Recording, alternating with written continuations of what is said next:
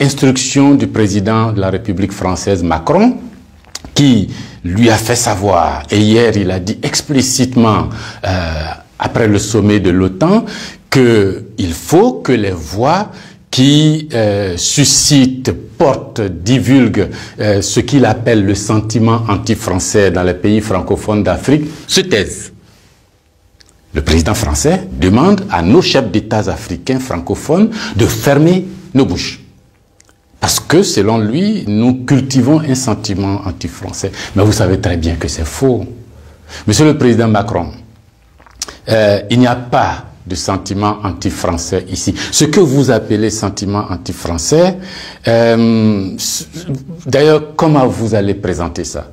Je suis en train de parler en français, là. J'ai rien contre le français en tant que langue. Je parle pas en sénoufou, ou en djoula, ou en serer, ou en wolof, ou je ne sais quoi, soninké, bambara, ou quoi d'autre.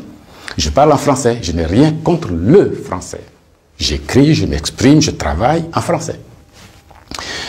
Je n'ai rien contre les Français. Nous n'avons ici, en Afrique francophone, rien contre les Français. Ils sont nombreux, ils ont des entreprises, ils créent des emplois pour nous, ils payent des impôts. Nous sommes nombreux à travailler avec eux, à travailler pour eux. Ils travaillent souvent pour nous. Nous sommes des amis, nous nous marions, nous vivons ensemble, ici comme en France, sans aucune animosité. Donc, c'est pas un sentiment contre les Français ou contre le Français. Ce que vous appelez sentiment anti-français en réalité, c'est un ras-le-bol, c'est une révolte, c'est un refus de la mainmise de l'État français sur nos autorités et par ricochet sur nos économies, sur nos peuples. C'est ce que nous refusons. Les relations incestueuses entre l'État français et les États africains, c'est ce que nous refusons. Les relations de connivence entre l'État français et les États africains, c'est ce que nous refusons.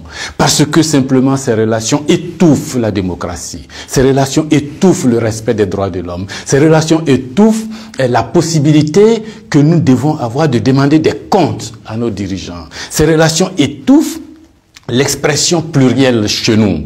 Il n'y a que ce que le président dit parce qu'il est d'accord avec Paris, donc c'est ce que lui dit qui est bon. Monsieur le Président, c'est ce qui nous révolte. On a le sentiment que vous êtes complice de nos chefs d'État pour nous brimer.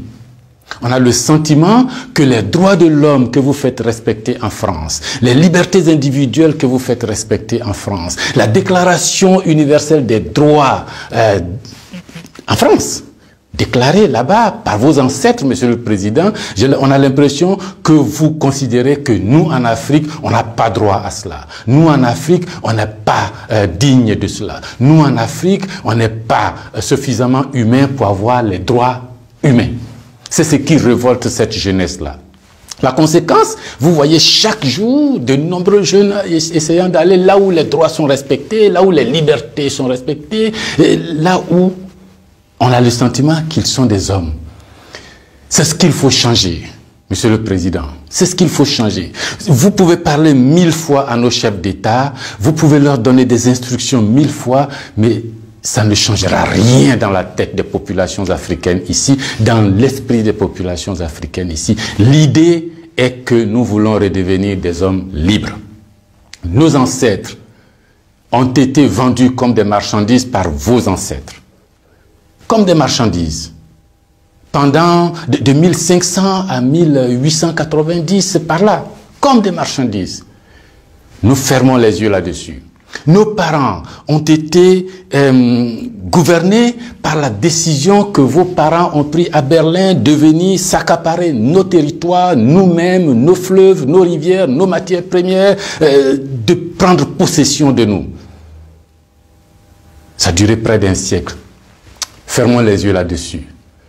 Vos prédécesseurs ont considéré que nos chefs d'État devraient être juste des délégués pour eux, pour nous maintenir ici. Comment on peut avoir le sentiment français quand on descend à l'aéroport d'Abidjan, le boulevard qu'on prend s'appelle Giscard d'Estaing. Le pont qu'on emprunte s'appelle De Gaulle. Et la route qu'on utilise pour aller à l'université s'appelle boulevard Mitterrand. Et puis partout, on a Trèche-la-Plaine, Port-Bouët, Binger. Non! Ce que la nouvelle génération veut.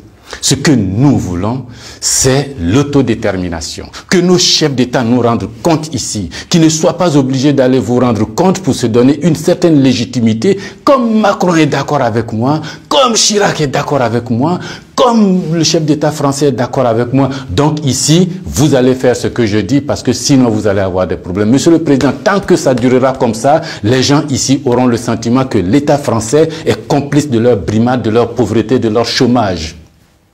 C'est ce que nous voulons changer. C'est ce que nous voulons changer. Renvoyer Kako Noboko, renvoyer Kemi Seba, renvoyer Nathalie Yamb, contester les propos de Salif Keïta ou je ne sais qui d'autre, ça ne changera rien. C'est dans la tête de chacun. Chacun de nous, les gens, ces idées-là ont imbibé notre esprit maintenant. Le désir de liberté, vous devez connaître ça. Vos ancêtres se sont battus pour avoir cette liberté. On fait plusieurs guerres pour jouir de cette liberté. Ce que nous voulons, c'est ça. Liberté de commerce, liberté de nous organiser, nous autodéterminer, faire ce qui est bon pour nous, sans nuire à vos intérêts. Mais ça ne vous dit pas de venir nous imposer vos intérêts. Si vous pensez, chers auditeurs, que ce message vaut la peine d'être diffusé et que nous soyons nombreux à nous l'approprier, sans animosité, sans bestialité, mais avec fermeté et conviction, il faut liker, il faut partager. Parce que c'est l'Afrique de demain qui se joue là. Nous ne voulons plus être des marchandises, nous ne voulons plus être sous la tutelle de quelqu'un, nous voulons redevenir des hommes libres. Merci.